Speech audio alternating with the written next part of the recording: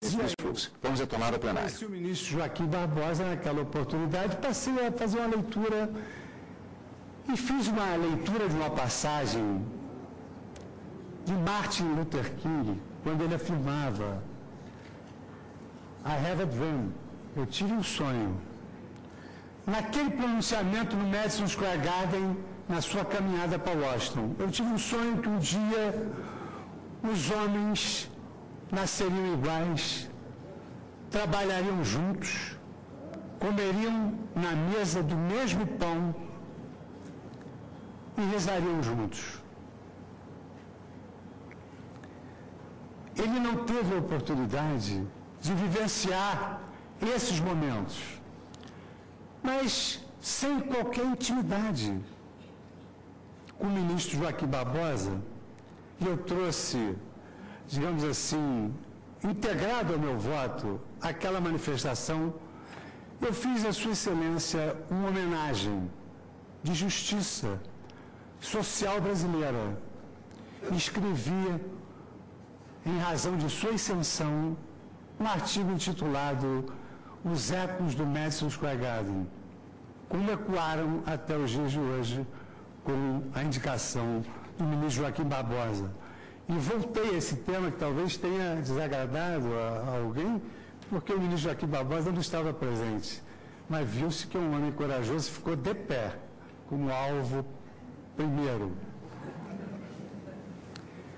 O princípio da diversidade, senhor presidente, ele converge para o desígnio universitário acadêmico de promoção e integração racial, por conta referida norma constitucional integrante do núcleo essencial da isonomia, reclama, na visão percussiente de Michael Sandel, um corpo estudantil com diversidade racial que permite que os estudantes aprendam mais entre si do que se todos tivessem antecedentes semelhantes.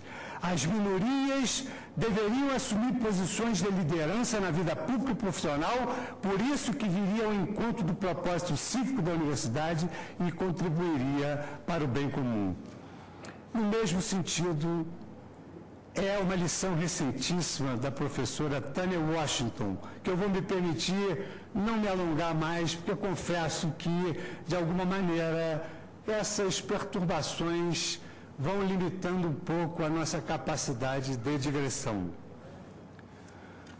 Mas eu vou dizer o que eu tenho que dizer até o final, o que é importante dizer. O livre acesso à universidade, lastreado no princípio abstrato da isonomia, não restou capaz, por si só, de promover a implementação do princípio da diversidade, conforme assenta o ministro Joaquim Barbosa, em ações afirmativas do princípio constitucional da igualdade, renovado 2001, página 12. Agora veja, senhor presidente, como a ansiedade é o mal da humanidade. Sigo no tópico seguinte. Ubi eadam ratio, ibi eadam dispositio. Ressoa inequívoca também a desigualdade porque passam os estudantes carentes de escola pública, os índios e outras populações desfavorecidas que atravessam amazônicas dificuldades para alçar a universidade pública gratuita, o que eclipsa um paradoxo agressivo da realidade prática discriminatória. Eu sempre me bati contra essa questão. Quem estuda em colégio público não chega à universidade pública, que são as melhores universidades brasileiras. Só chega à universidade pública quem estuda em colégio particular. Esse sempre foi um paradoxo irrespondível pelo sistema, uma injustiça intolerável do sistema.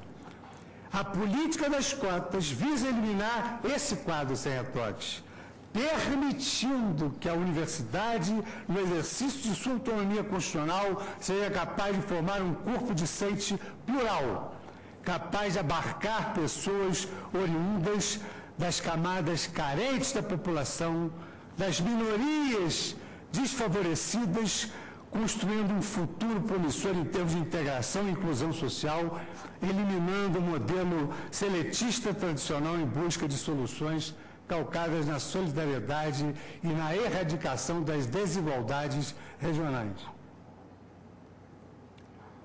Também, senhor presidente, não se pretende aqui, egrégio plenário, a supressão da supremacia do parlamento, porque isso é uma decorrência da soberania popular, que é o fundamento da República Federativa do Brasil. Não se quer uma reserva para a administração poder plasmar atos administrativos em relação a essa questão, tampouco autonomia universitária livre, sem a intervenção do parlamento, que dita a vontade do povo. O que se pretende é exatamente uma coexistência das políticas afirmativas via legislação e via administração. E com isso, senhor presidente, nós assentamos que o preceito fundamental que se quer valer nessa ação afirmativa e na ação em si, na pretensão deduzida em si, em nada por nada, viola o princípio da reserva legal por força das universidades que implementam essas políticas públicas. Isto não surgiu do vácuo. Isto tem, na teoria keynesiana, base na Constituição Federal, base na legislação federal e base nos atos administrativos, que são atos normativos secundários. Então, está obedecida a pirâmide keynesiana. Só, há de exemplo, eu cito que a reserva legal, no âmbito das cotas, ela é prodigiosa no direito brasileiro. A Lei 9.394, que estabelece diretrizes e bases para a educação. A Lei 10.172, ao aprovar o Plano Nacional de Educação de 2001 a 2011, estabeleceu, dentro dos objetivos e metas, que o ensino superior deve criar políticas que facilitem às minorias vítimas de discriminação o acesso à educação superior através de programas de compensação de deficiências de sua formação escolar anterior. A Lei 10.558 cria o Programa de Diversidade na Universidade, definindo como sua finalidade implementar e avaliar estratégias para a promoção do acesso ao ensino superior. A Lei 10.678 criou a Secretaria Especial de Políticas de Promoção de Igualdade Racial. A Lei 12.228 de 2010 agora estatuiu o ordenamento da igualdade racial, estipulando que no âmbito do direito à educação, a população afrodescendente deverá receber do poder público programas de ação afirmativa. E, por fim, a Lei da Constituição, documentos transnacionais como a Convenção Internacional sobre a Eliminação de todas as formas de discriminação racial internalizada ao ordenamento pátrio pelo Decreto 65.810 de 1969. A política das cotas, no meu modesto modo de ver, mas acompanhando o voto do eminente ministro relator, ela atende à saciedade, o princípio da proporcionalidade, que foi um dos últimos tópicos que Vossa Excelência abordou, e também aqui, na medida em que erige uma classificação racial benigna, Benign Racial Classification, que não se compara com discriminações, na medida em que a classificação racial benigna visa fins sociais louváveis, ao passo que a discriminação tem cunho odioso e segregacionista, no dizer do eminente constitucionalista Erwin Chemerinsky, em obra recentíssima publicada na 4ª edição em Nova York, pela editora aqui mencionada. Então, o nosso escrutínio judicial, que se impõe, no caso subjúdice, analisar se as políticas afirmativas das cotas, à luz da proporcionalidade, visam a uma prática racial benigna, que é uma norma improcedente que nós, da Corte Suprema, temos que obedecer para verificarmos se essa proposta ela é uma criação benigna ou ela é uma discriminação.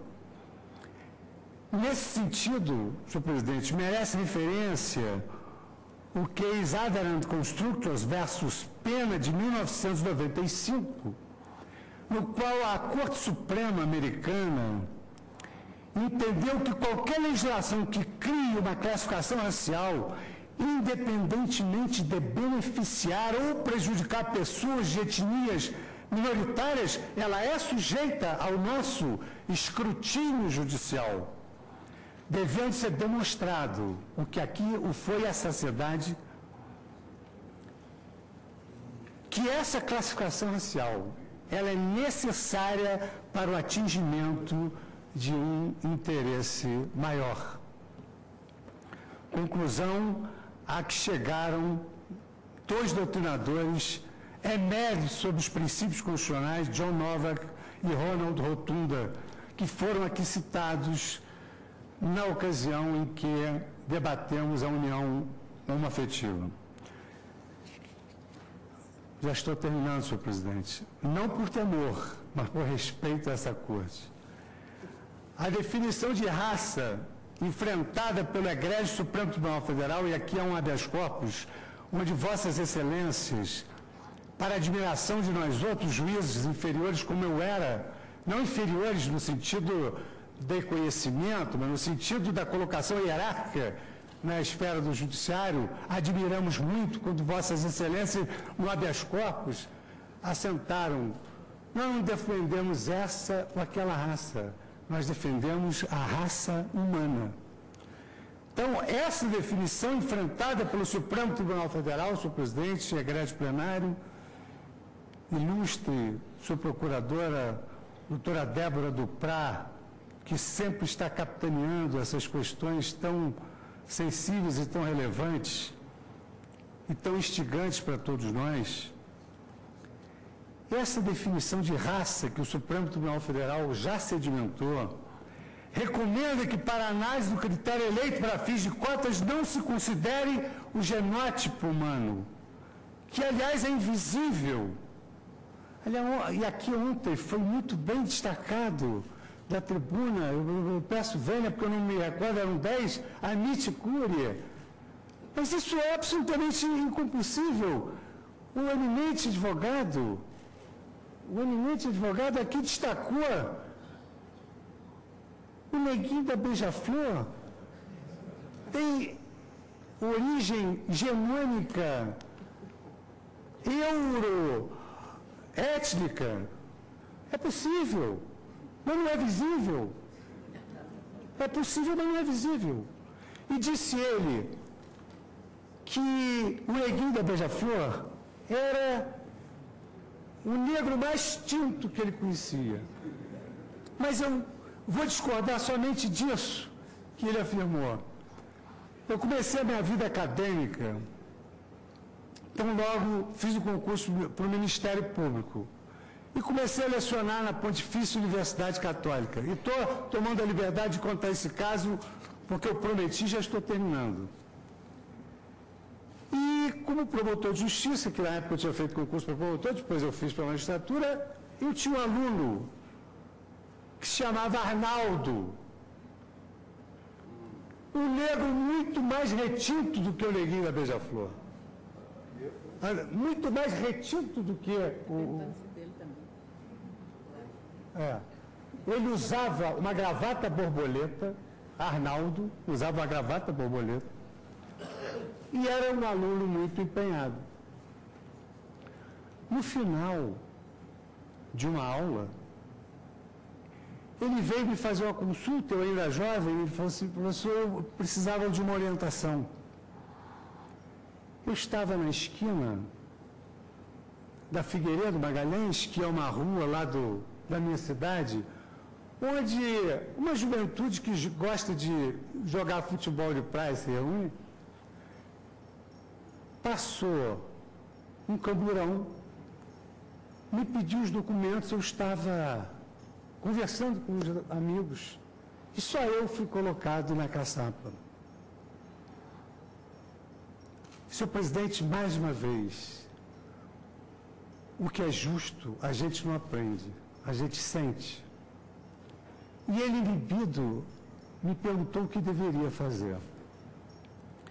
E eu disse a ele, em nome do seu futuro, em nome da sua honorabilidade, em nome do grande advogado que você vai ser, que eu já vivencio isso nos bancos da Pontifícia Universidade Católica, vá imediatamente a uma delegacia e não deixe isso passar.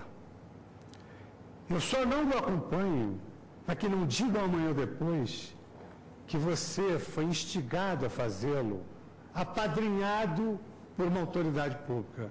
Faça, mas me traga a cópia. Eu me orgulho dessa amizade perene que sobrevive até hoje.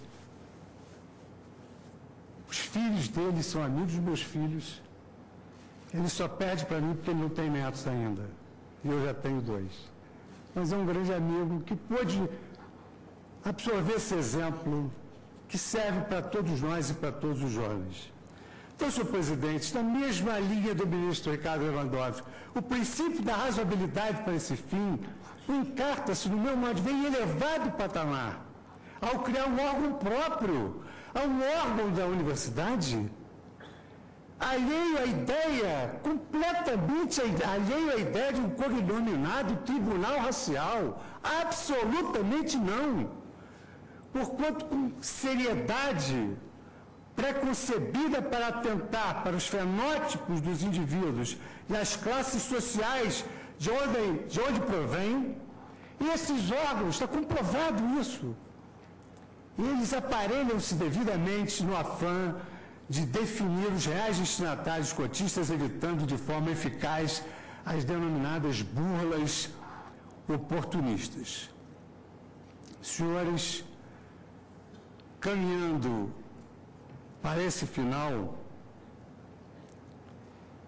eu tenho que também, sem qualquer espírito corporativo, mas à luz dos casos julgados desde o ano passado até o início da sua presidência e durante toda a presidência do ministro César Peluso, a quem já tive a oportunidade publicamente de elogiar pela sua capacidade de pautar tantos temas relevantes para o nosso país.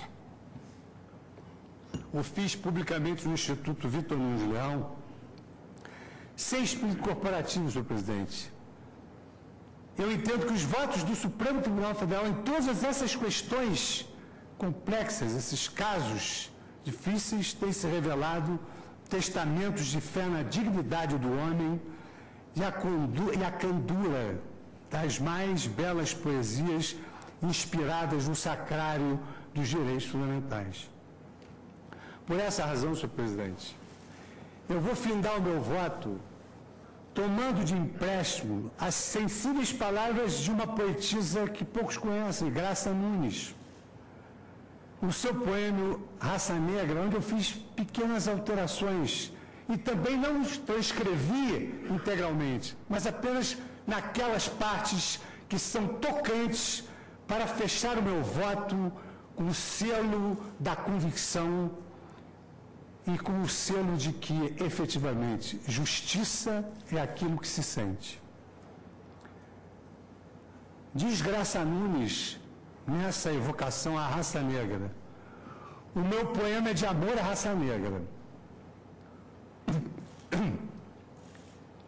Pelo leite que as amas de leite tiraram dos seus filhos para dar aos filhos de outras mães.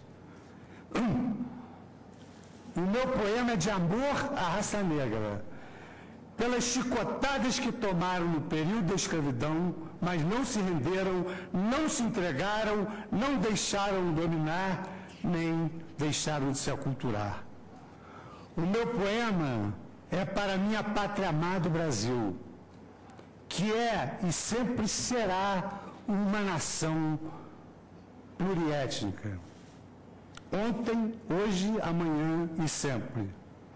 Viva Chica da Silva, viva Zumbi, viva Pelé, viva Chico Rei, viva os brancos, viva os pardos, viva os mulatos, viva os amarelos, viva os índios, viva vocês todos, viva nós e viva a nação afrodescendente que colore o nosso querido Brasil.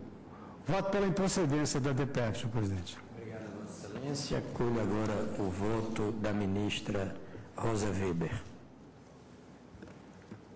Senhor presidente, senhora ministra, senhores ministros, senhores advogados, senhoras, senhores, eu não estou de aniversário hoje,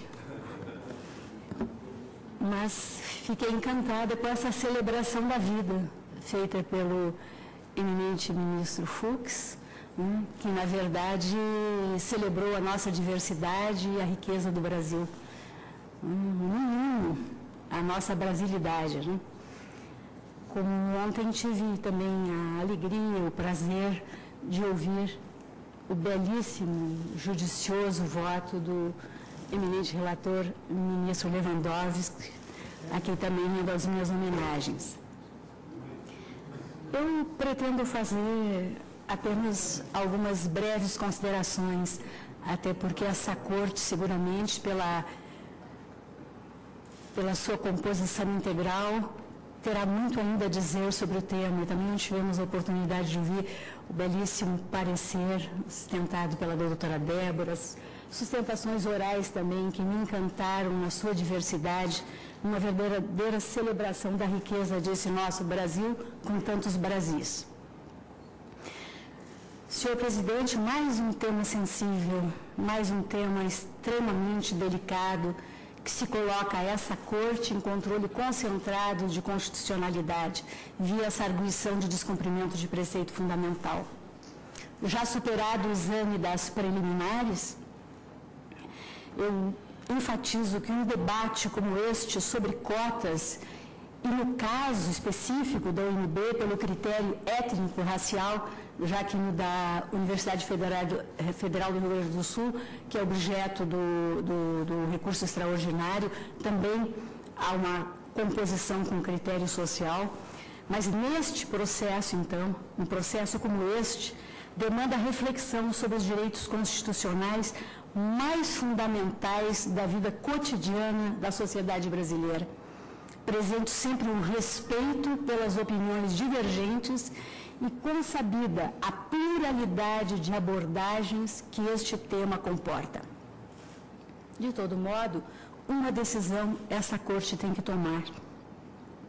E essa decisão há de ser tomada à luz da Constituição da República, que o autor da ação sustenta violada, em especial quanto aos princípios republicanos, os princípios da dignidade da pessoa humana, da legalidade, da igualdade, do devido processo legal, da proporcionalidade, da impessoalidade, razoabilidade, publicidade, moralidade, o princípio da autonomia universitária e da meritocracia para acesso ao ensino, invocados ainda como ofendidos os preceitos que vedam o preconceito de cor e a discriminação e consagram o repúdio ao racismo, o direito à informação e o direito universal à educação.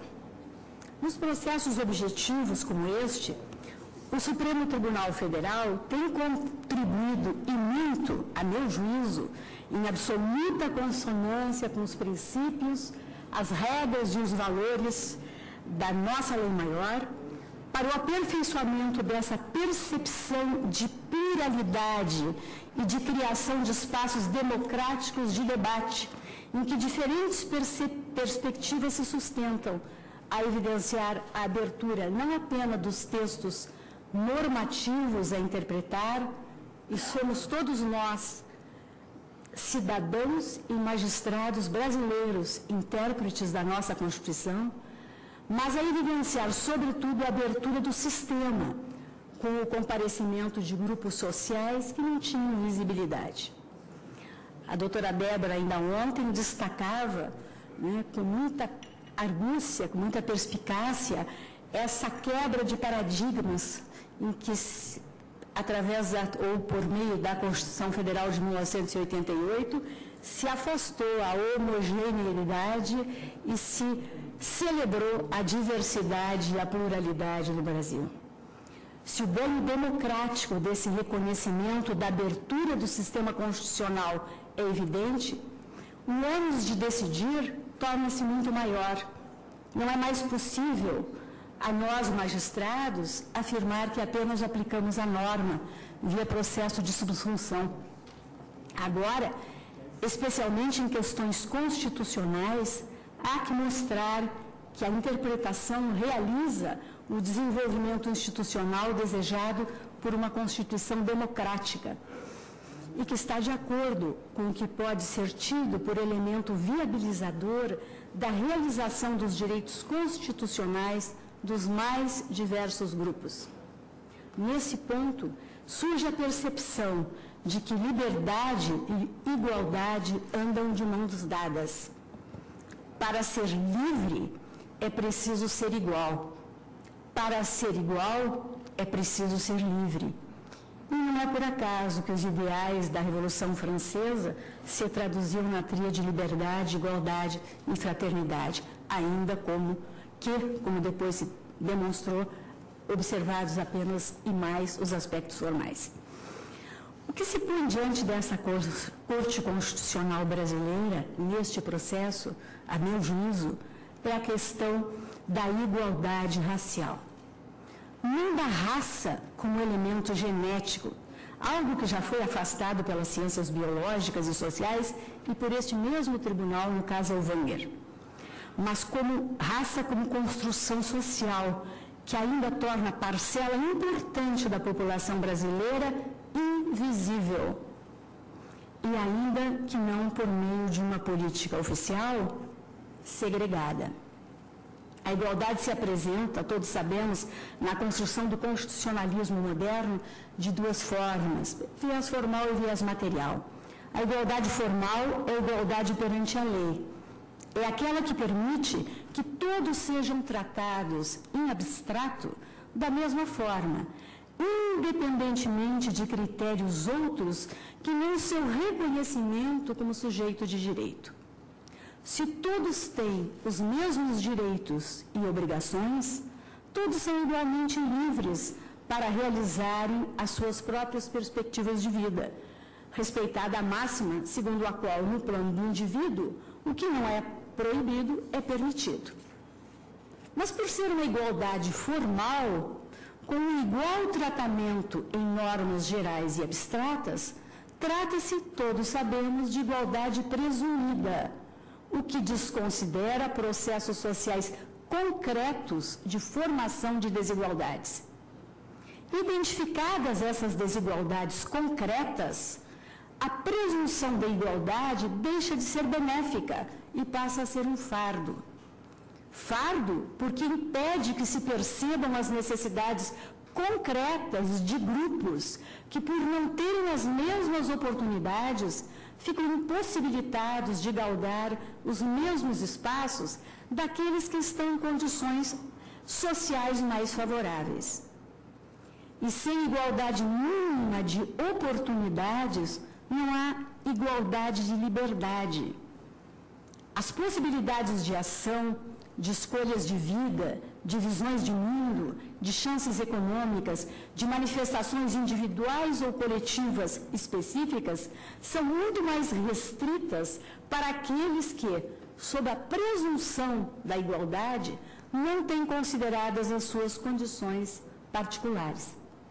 E, nesses casos, é necessária a intervenção do Estado, que tem ocorrido, em especial, por meio das chamadas ações afirmativas. É preciso adentrar no mundo das relações sociais e corrigir a desigualdade concreta para que a igualdade formal volte a ter o seu papel benéfico. Assim, a desigualdade material que justifica a presença do Estado nas relações sociais só se legitima quando identificada concretamente, impedindo que determinado grupo ou parcela da sociedade tenha as mesmas chances de acesso às mais diversas oportunidades sociais que outros grupos que delas fazem uso. Se as oportunidades são limitadas, é necessário que todos os indivíduos e todos os grupos tenham chances equivalentes de usufruí-las. Uma vez que tal situação está em perspectiva, só então é dado ao aplicador do direito e ao legislador voltar a presumir igualdade em razão de igual tratamento legal. Em outros termos, às vezes se impõem tratamentos desiguais em determinadas questões sociais ou econômicas para que o resto do sistema possa presumir que todos são iguais nas demais esferas da sociedade. E, a meu juízo, essa é a questão que ora se apresenta. Os negros, considerados aqui, e nessa categoria, pretos e pardos, apresentam uma condição social e histórica específica que os afasta das mesmas oportunidades que indivíduos tidos por brancos na sociedade brasileira? Se a resposta for afirmativa, então é devida a intervenção do Estado para corrigir esse desvio social e histórico que gera desigualdade e, portanto, separação concreta na sociedade brasileira.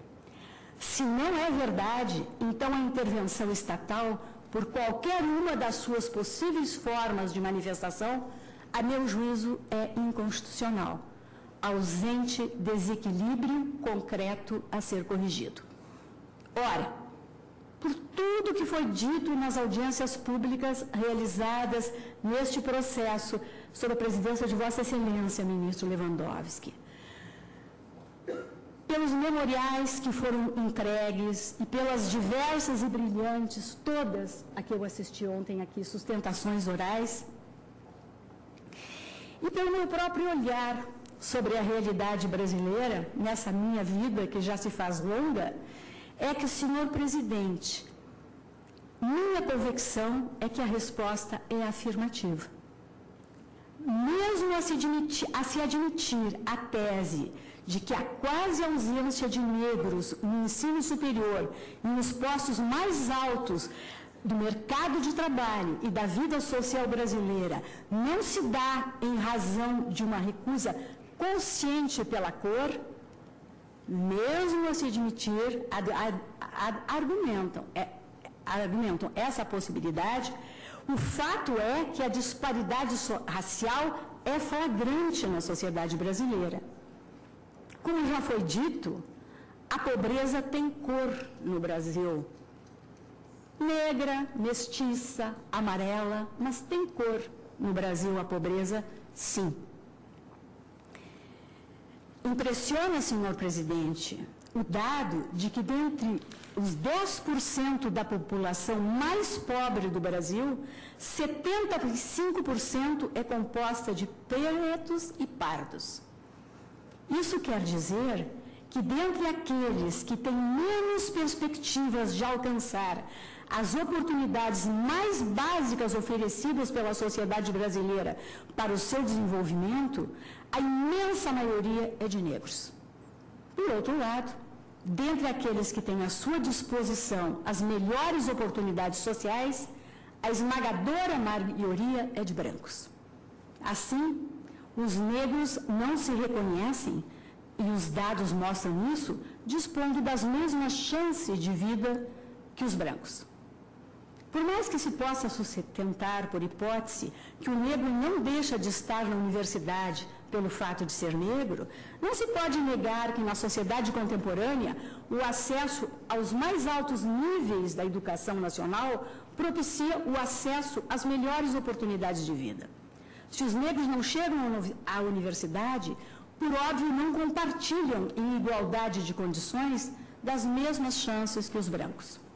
Poder-se-ia dizer que os brancos pobres têm a mesma dificuldade, mas o fato é que a representatividade na pirâmide social, conforme os diversos dados trazidos à baila nessa discussão, não está equilibrada.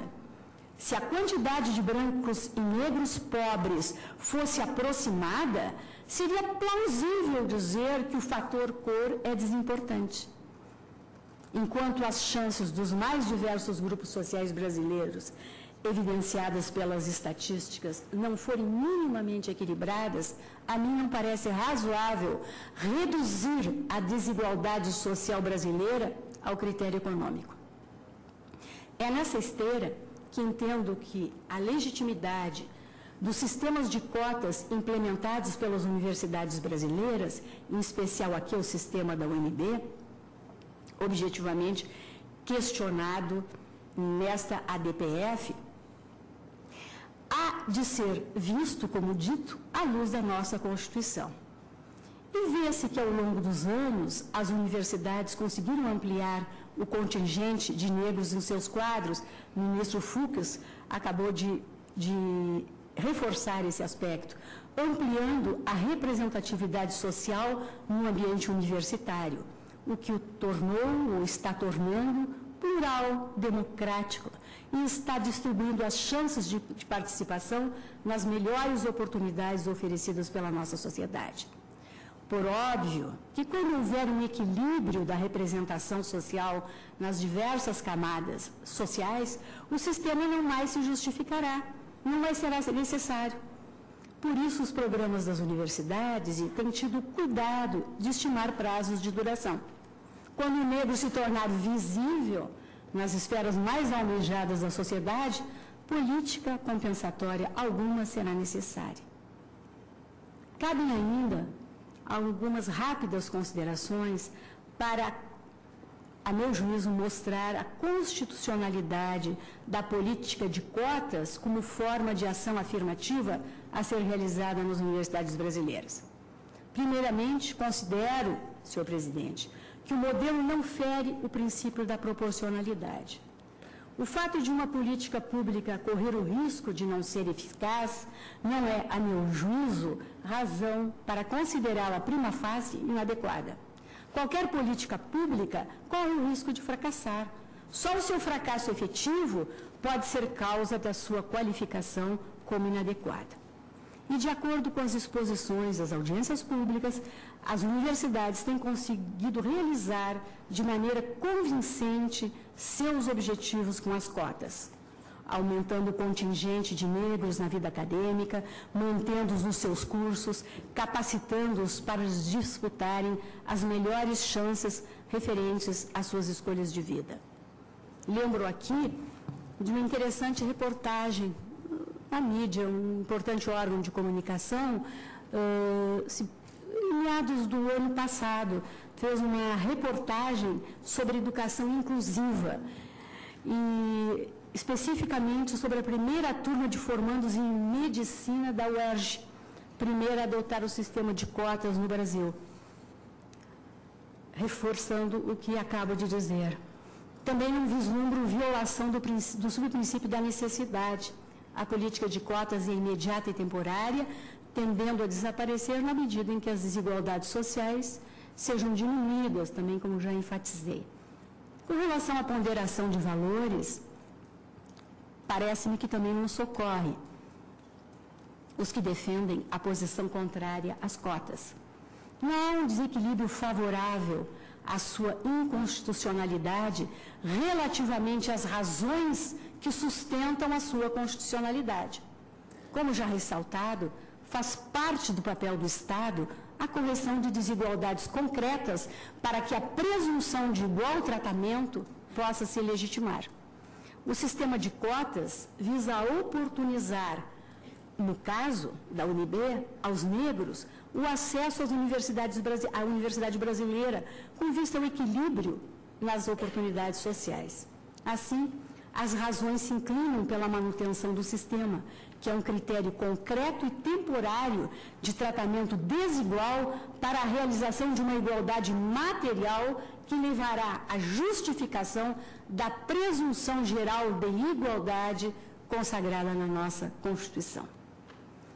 Outro ponto a ressaltar é de que não vejo violação de qualquer direito subjetivo à ocupação de vagas do ensino superior pelo mérito aferido na classificação do vestibular, pura e simplesmente. A universalização do ensino diz respeito ao ensino básico, fundamental e médio. Se assim não fosse, não faria sentido condicionar o acesso ao nível superior ao mérito. Não há direito subjetivo a cursar uma faculdade, muito menos pública. É o que data vênia extraio do artigo 208, inciso 5º da nossa Constituição. Por seu turno, as universidades são dotadas de autonomia didático-científica, norma do artigo 207, cabeça da Lei Maior, o que implica terem poderes para decidir sobre o modelo didático-pedagógico mais eficiente para a realização de suas finalidades. Aliás, especificamente com relação a esse aspecto, o livro Justiça, que já foi tão hoje lembrado pelo ministro Fux e em outras oportunidades por outros ministros dessa corte, de Michael Sandler, ele destaca essa orientação. Eu ia até discorrer sobre isso, mas como já foi bastante falado, eu vou, em benefício do tempo, me eximir.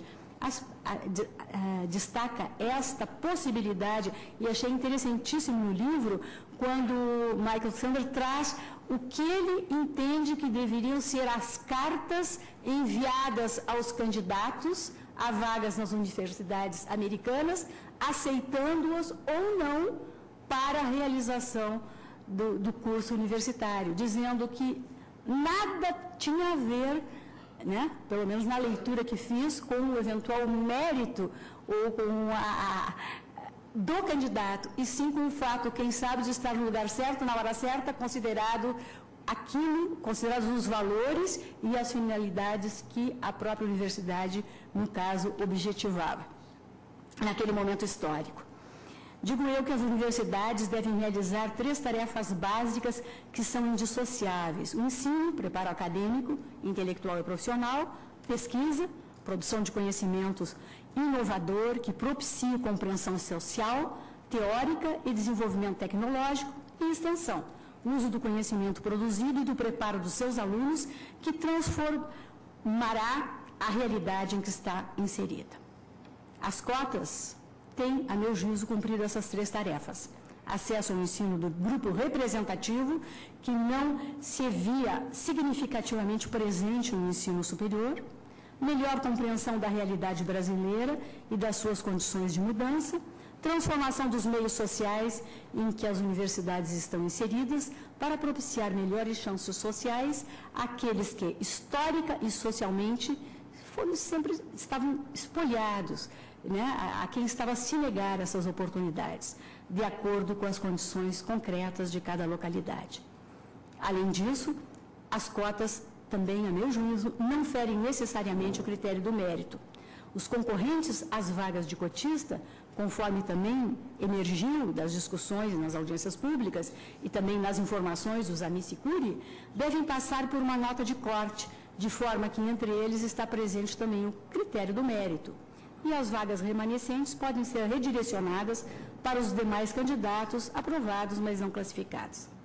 E se não há direito subjetivo a ocupar vaga de ensino superior, o espaço está livre para a realização de políticas públicas de inclusão social que não violem os princípios básicos de cunho individual e coletivo e aqueles que se referem ao ensino superior. Enfim, no que se refere às comissões de classificação formadas pela UNB para avaliar a condição de negro dos candidatos às vagas de cotistas, deve-se considerar que a discriminação do negro no Brasil, conforme cabalmente demonstrado nessa DPF, é visual. Expressivo a propósito, na obra Um Enigma chamado Brasil, 29 intérpretes de um país, artigo de Maria Laura Viveiros de Castro Cavalcante, sob o título Estigma e Relações Raciais na obra pioneira de Horaci Nogueira, paulista de Cunha, falecido em 1996, filho de professores brancos e católicos e com doutorado na Universidade de Chicago, nos Estados Unidos. Ontem aqui referido numa das tentações orais. Fez Horaci Nogueira extensas pesquisas entre 1940 e 1955 sobre o preconceito racial no Brasil e nos Estados Unidos, forjando os conceitos, ainda ontem lembrados na tribuna, de preconceito de origem e preconceito de marca. Enquanto nos Estados Unidos o preconceito, que conceitua como de origem, elege como critério de discriminação a ascendência, a gota de sangue, e qualquer, por esse critério, que seja a presença de ancestrais do grupo discriminador ou discriminado na ascendência de uma pessoa mestiça, ela é sempre classificada no grupo discriminado. No Brasil, o preconceito é o que ele qualifica como preconceito de marca, em que o fenótipo, a aparência racial, é o critério da discriminação, consideradas não só as nuances da cor, como os traços fisionômicos. E nessa linha, explicita articulista, com base na teoria de Nogueira, e no estudo, enfim, efetuado nas suas pesquisas, que a concepção de branco e não branco varia de indivíduo para indivíduo, dentro do mesmo grupo e dentro da mesma família, destacando que esse preconceito insidioso, que é o racismo, por qualquer viés que seja examinado, esse preconceito insidioso de marca discrimina mediante a preterição. Assim, complementa ela, ao concorrer em igualdade de condições, a pessoa, aspas, escura, será sempre preterida por uma pessoa, aspas, mais clara, ainda que haja demonstração pela pessoa mais escura de inegável superioridade em inteligência e habilidade, permita que se lhe abra uma exceção. A cor, finaliza ela, como metonímia racial, emerge assim como uma categoria duplamente cultural. Por isso, senhor presidente, senhores ministros, eu peço licença, ministro Lewandowski, para subscrever na íntegra os judiciosos, os brilhantes fundamentos do voto de Vossa Excelência. Parece-me que não precisaria nada a eles acrescentar. E fiz apenas essas observações porque o meu voto há de ser também fundamentado.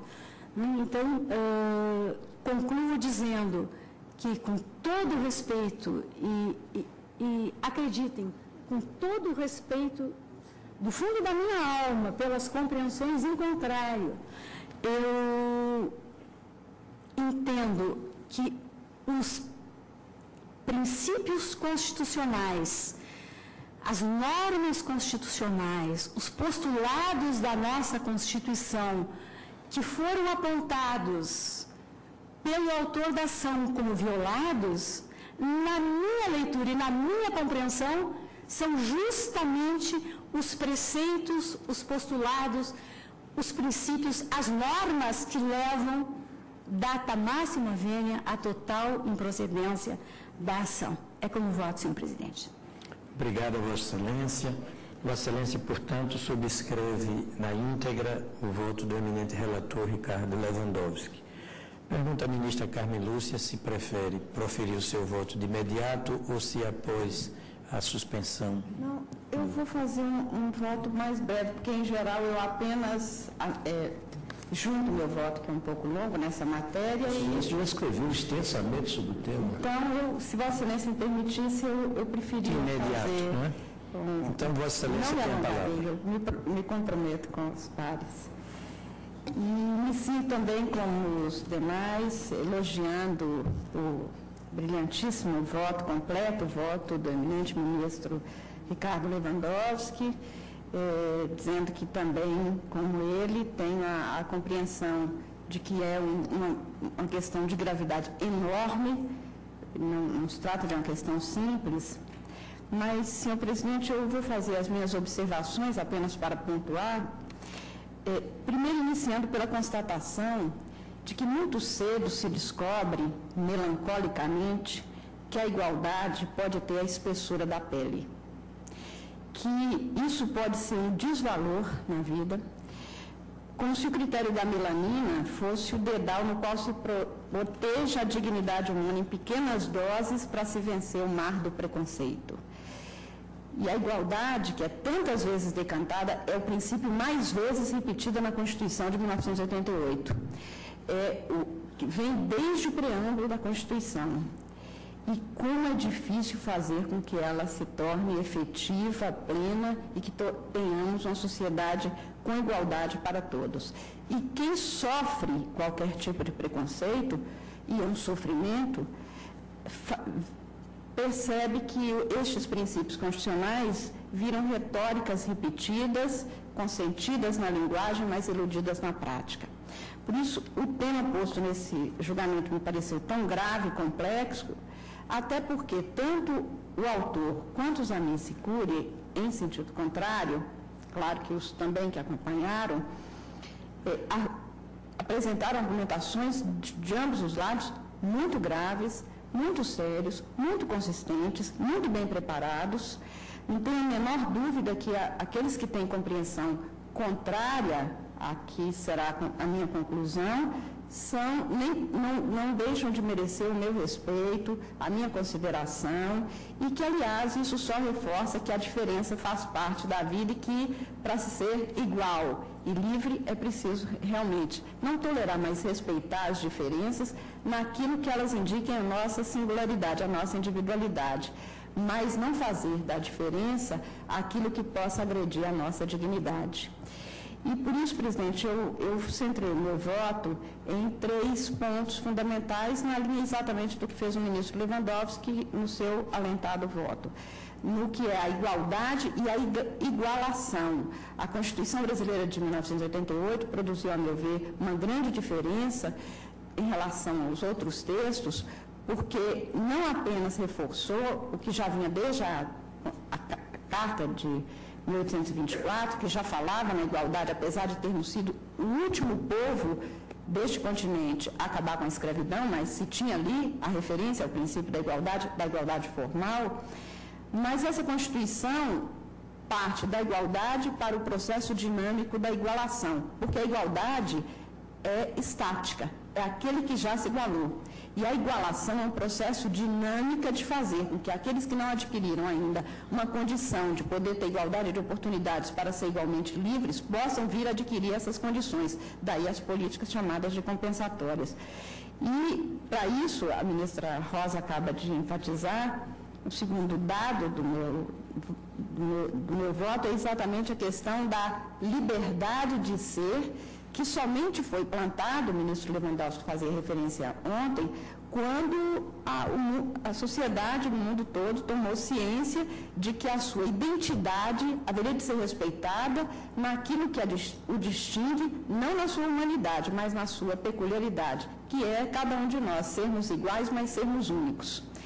E, portanto, eu enfatizo exatamente isso. O terceiro ponto do meu voto é a questão da responsabilidade social e estatal de fazer com que o princípio constitucional da igualdade dinâmica, dessa igualdade que muda para transformar a sociedade e que já está posta no artigo 3º da Constituição, que não é apenas um aviso, um conselho, mas é uma norma, que se cumpra, ou seja, que nós tenhamos políticas que cumpra o objetivo do Brasil, de fazer com que o Brasil seja uma sociedade livre, justa, solidária, com a igualdade como seu valor fundamental, já inscrito como valor mesmo desde o preâmbulo.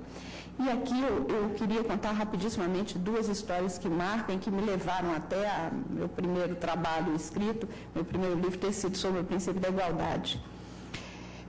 O primeiro é que na década de 90, no início da década de 90, eu dei de presente a uma das minhas sobrinhas, que tem exatamente a pele negra, uma boneca, e para as duas igualmente, né? E eu acho uma gracinha a boneca que eu tinha comprado de artesanato no norte de Minas, as 2 bonequinhas negras. A minha sobrinha, que é negra, rejeitou e não aceitou a boneca. Eu disse, como não? Essa boneca é linda. Ela disse, não, é feia, parece comigo. A marca de uma pessoa que tem um espelho que é o outro, tão diferente, é uma marca que assinala uma fragilidade humana difícil de se recompor.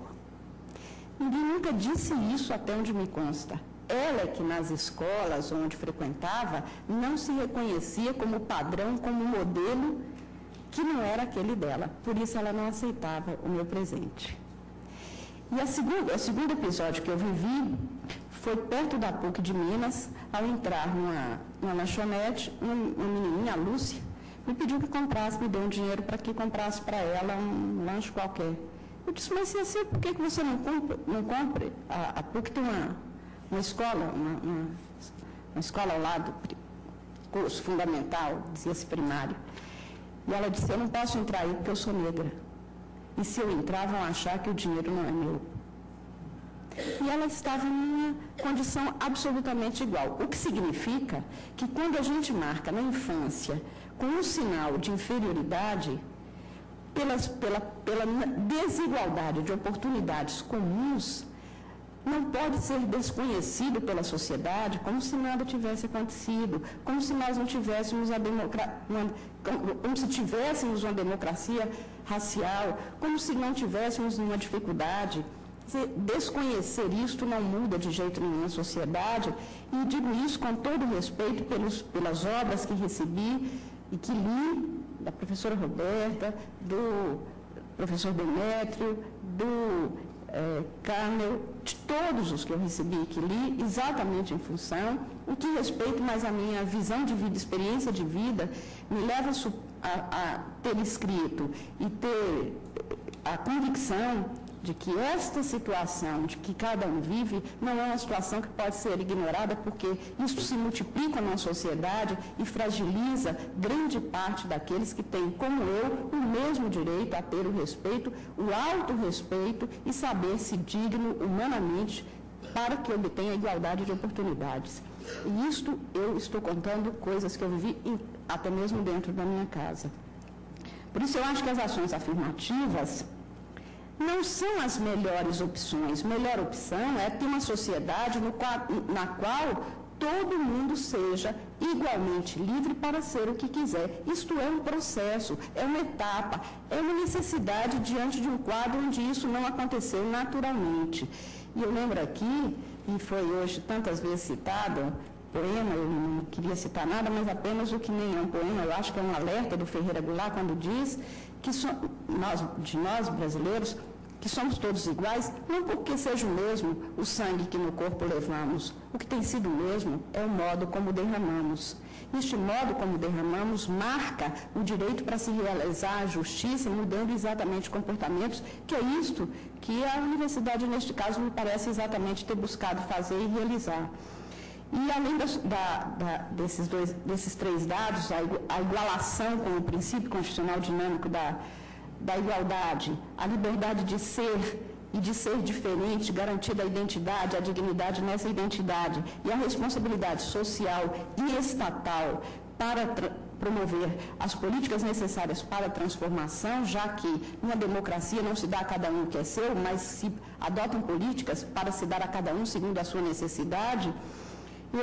Eu também partilho com o ministro Ricardo Lewandowski, que ontem também acentuou, que, neste caso, quer se analise sob o prisma do princípio da proporcionalidade, que neste caso é rigorosamente, a meu ver, observado nos termos postos pela Constituição e naquilo que a Constituição determinou, portanto, não criando outras formas de discriminação para outros grupos, mas apenas propiciando que estes, que são os que têm historicamente sido menos aquinhoados com oportunidades que possam ter acesso a isso e projetar esta mudança, também a função social da universidade, que é a de promover todos os valores necessários para que os princípios constitucionais sejam efetivados e que nós tenhamos uma Constituição concretizada nos termos dos princípios que marcam em seus fundamentos essa construção. Tudo isso está posto devidamente, de forma muito esmiuçada no meu voto, que eu de uma vez quis antecipar, senhor presidente, apenas assinalando no final que, como eu disse, me parece que as políticas compensatórias, que neste caso têm como critério, e aí realmente poderia ser considerado que o critério isoladamente não proporcionaria o cumprimento do objetivo, eu acho que as políticas compensatórias, concordo inteiramente, devem ser acompanhadas de outras. Agora, na minha experiência de professora, aqueles que tiveram esta oportunidade, delas se valeram de uma forma a sobrevalorizar essa oportunidade e, claro, as universidades têm sim que fazê-las acompanhar de outras medidas, de outras providências, para que não se reforce o preconceito, por exemplo, se a pessoa não tiver sustentação para poder seguir o curso em igualdade de condições. Por isso, por exemplo, na PUC de Minas, às vezes nós temos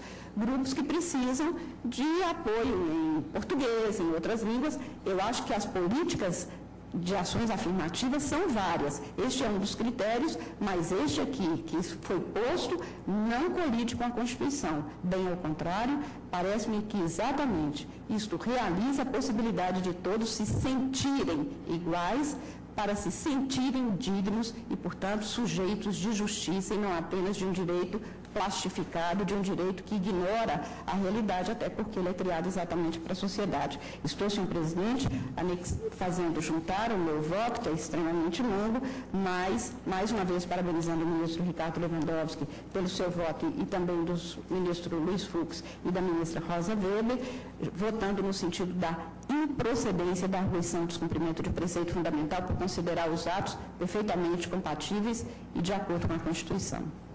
Muito bem, agradeço a Vossa Excelência e suspendo a sessão por 30 minutos.